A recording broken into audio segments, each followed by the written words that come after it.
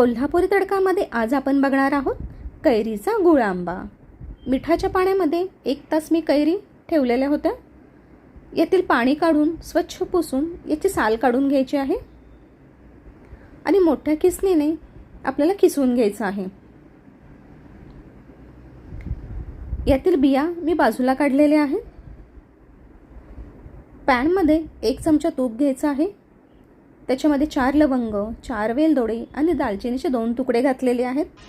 हे 2 मिनिटं आपल्याला परतवून घ्यायचं आहे। किसलेला किस याच्यामध्ये घालायचा आहे आणि 4 ते 5 मिनिटं हे आपल्याला परतवून घ्यायचं आहे आणि नंतरच आपल्याला गूळ ॲड करायचा आहे। जेवढा किस आहे तेवढाच आपल्याला गूळ ॲड करायचा आहे। इथे 1 वाटी किस आहे तर 1 वाटी गुळाचा वापर केलेला आहे।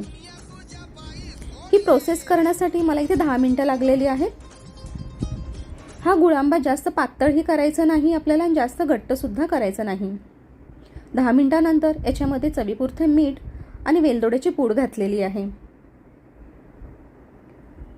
थंड झाल्यानंतर एका काचेच्या बरणीमध्ये हा गुळ आंबा भरून ठेवायचा। हा वर्षभर आहे असा टिकतो। तुम्ही ही रेसिपी नक्की ट्राय करा।